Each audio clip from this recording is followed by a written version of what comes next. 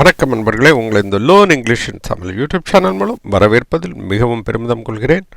நாம் இந்த பார்க்க போகிறது என்னன்னா, ஸ்போக்கன் இங்கிலீஷ் கிளாஸில் இது 3வது தொடங்க உங்கள் குடும்பத்தை பற்றி எப்படிலாம் பேசலாம், அதாவது உங்கள் கூட பிறந்தவங்க உங்கள் குடும்பத்தை பற்றிய டீட்டெயிலை எப்படி விளக்கலாம் அப்படிங்கிறத பற்றிய விளக்கம் தாங்க இது உங்களுக்கு மிகவும் உபயோகமாக இருக்கும். கடைசி வரைக்கும் பாருங்கள், அப்போ தான் அதனோட முழு அர்த்தமும் புரியும். இது டாக்கிங் அபவுட் யுவர் ஃபேமிலி தொடர் 2. ஓகே, வாங்க பார்க்கலாம். இப்போ நம்ம பொதுவாக உங்கள் கூட பிறந்தவங்க பற்றி சொல்லுங்க அப்படி தான் கேள்வி ஆரம்பிக்கும், ரைட்டா? உங்கள் கூட பிறந்தவங்க யாருங்க, யார் இருக்காங்க, அவங்கள பற்றி சொல்லுங்க அப்படின்னு சொன்னால் எப்படி நம்ம பதில் சொல்லுவது? உங்கள் கூட பிறந்தவங்க பற்றி சொல்லுங்க, it is not a question, இது கேட்குறாங்க, சொல்லுங்க அப்படின்னு சொல்லுவாங்கள்ல, அந்த மாதிரி சொல்லுங்கள். Tell me about your siblings. என்னது?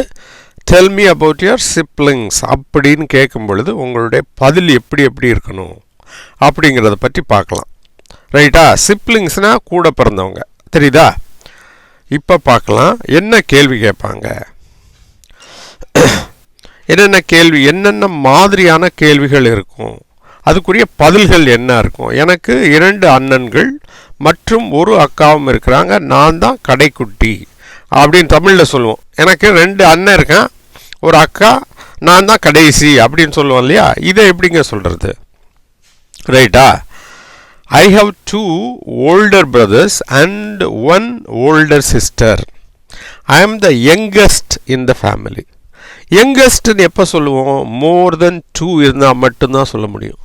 உங்கள் குடும்பத்தில் 2 பேர் தான் இருக்கீங்க அப்படின்னா யூ ஆர் த யங்கஸ்ட்னு சொல்லக்கூடாது, ரைட்டா? 3 பேர் இருந்தால் சூப்பர்லேட்டிவ் எப்போ வரும்? 3 பொருள்களை கம்பேர் பண்ணும்போது தான் சூப்பர்லேட்டிவ் டிகிரி வரும். யங்கஸ்ட்டுங்கிற வார்த்தை என்னது? சூப்பர்லேட்டிவ். ஆக இங்கே எத்தனை பேர் இருக்காங்க? 4 பேர் இருக்காங்க. எப்படி 4 பேர்? 2 அண்ணன், ஒரு அக்கா, நான் தான் கடைக்குட்டி அப்படின்னு யார் சொல்கிறா? இப்போ அந்த பொண்ணு சொல்கிறா, ரைட்டா? இங்கே 4 பேரில் மிச்சம் யார் இருக்கா? ஒரு பொண்ணு தான் இருக்காங்க. அந்த பொண்ணு சொல்கிறா, I have 2 older brothers and 1 older sister. I am the youngest in the family. நான் தான் கடைக்குட்டி, ரைட்டா? புரியுதா? எப்படி சொல்லியிருக்காங்கன்னு புரியுதா? அடுத்ததை பார்க்கலாம். இது என்ன சார்? எனக்கு ஒரு சகோதரி உள்ளது, அவள் என்னை விட 2 வயது மூத்தவள். இப்படியும் சொல்லுவோம். ஒரு சில நேரத்தில் சொல்லுவோம், எனக்கு ஒரு சிஸ்டர் இருக்காங்க, அவங்க என்னை விட 2 வயது மூத்தவள் அப்படின்னு சொல்லுவோம். இதை எப்படி சார் சொல்கிறது? இதில் 2 பேர் தாங்க கம்பேர் பண்ணுறோம். அப்படின்னா எப்படி வரும்? ஐ have a sister who is 2 years older than me. அவள்னு திருப்பி போடக்கூடாது. நான் பெரிய சென்டென்ஸ் எழுதும் பொழுது, ரைட்டா? பெரிய சென்டென்ஸ் எழுதும்போது திருப்ப 2 சென்டென்ஸ் இருக்குது.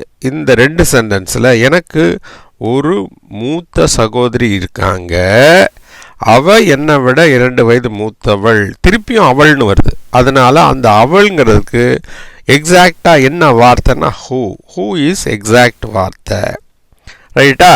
ஹூனா இந்த இடத்துல யார் இல்லை, அவள் என்ற அர்த்தத்தில் வரும். இதுதான் இங்கிலீஷோடைய சிறப்புங்க. ஐ ஹாவ் அ சிஸ்டர், எனக்கு ஒரு சகோதரி. ஹூ அவள், ஈஸ் இருக்கிறாள். ஏன்னா வினைச்சொல், நீங்கள் ஹூங்கிறது சப்ஜெக்ட் ஆயிடுச்சுன்னா அடுத்து வினைச்சொல் என்ன வரணும்? இஸ் தான் வரும். 2 years older than me. தேன்னா என்ன? விட 2 வயது மூத்தவள். older than me, ரைட்டா? எப்படி சொல்கிறாங்க? ஐ have a sister who is 2 years older than me. இப்போ புரியுதா? புரியும் நம்புகிறேன். அடுத்த பார்க்கலாம். இதில் பாருங்கள், அந்த பொண்ணு இருக்கான், அந்த பையன் இருக்கான். பையன் சின்ன பையன். எனக்கு ஒரு சகோதரன் உள்ளது, அவன் என்னை விட 2 வயது இளையவன்.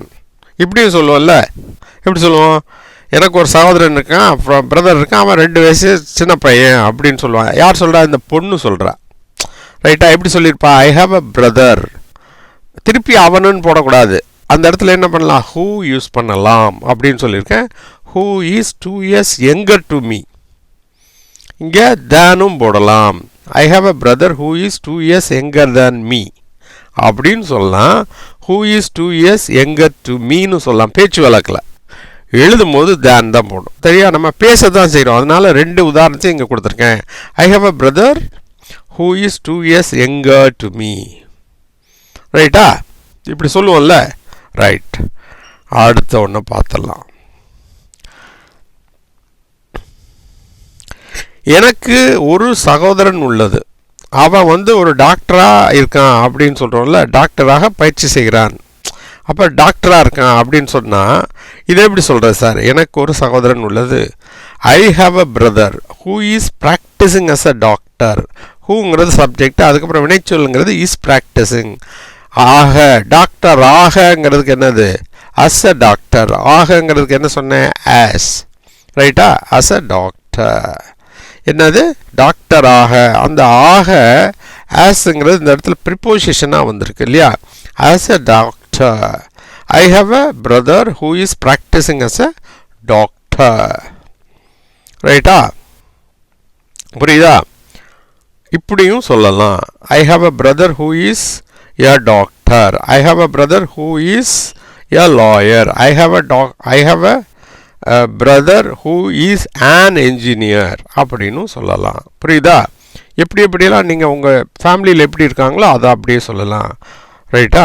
அடுத்து என்ன சொல்லலாம் ஃபேமிலியை பற்றி அப்படிங்கிறத பார்க்கலாம் வாங்க. நான் நடுக்குட்டி அப்படின்னு சொல்லுவோம். ரைட்டா? நான் நடுப்பையன். நான் நடுவில். எங்கள் ஃபேமிலியில் நான் தாங்க நடு. இந்த படத்தை பாருங்கள். இதில் எத்தனை பேர்? 3 பேர் இருக்காங்க. அப்போ 3 பேரில் தான் நடுவில்ன்னு சொல்லுவோம். 2 பேரில் நான் நடுன்னு சொல்ல முடியாது இல்லையா? எப்படி சூப்பர்லேட்டிவ் டிகிரியில் 3 பேர் இருக்கணுமோ அதே மாதிரி நடுன்னு சொல்லும் போது 3 பேர் இருக்கணும். நான் நடு பையன் அல்லது நடு பெண் அல்லது பொண்ணாக இருந்தால் தான் 3 பொண்ணாக இருந்தால் நடு பெண்ணுன்னு சொல்லுவாங்க. ரைட்டா? 3 குழந்தை இருக்கும்போது நான் நடு குழந்தை அப்படின்னு சொன்னால் எப்படி சொல்கிறது? அது ஐ ஆம் த மிடில் சைல்டு. எப்படி? ஐ ஆம் த மிடில் சைல்டு. நீங்களும் கரெக்டாக தான் சொல்லியிருப்பீங்கன்னு நம்புகிறேன். ஐ ஆம் த மிடில் சைல்டு அப்படின்னு சொல்லணும். ரைட்டா? மிடில்ங்கிறது தான் கரெக்டான வார்த்தை.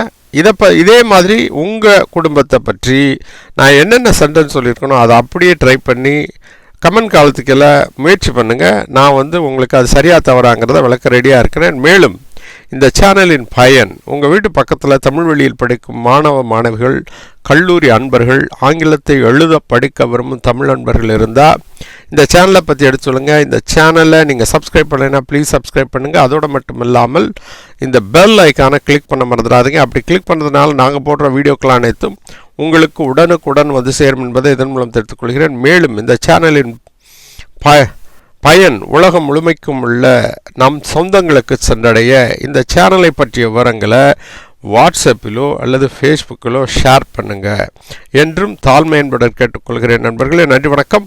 மீண்டும் சந்திப்போம் அடுத்த ஒரு புதிய தொடரில்.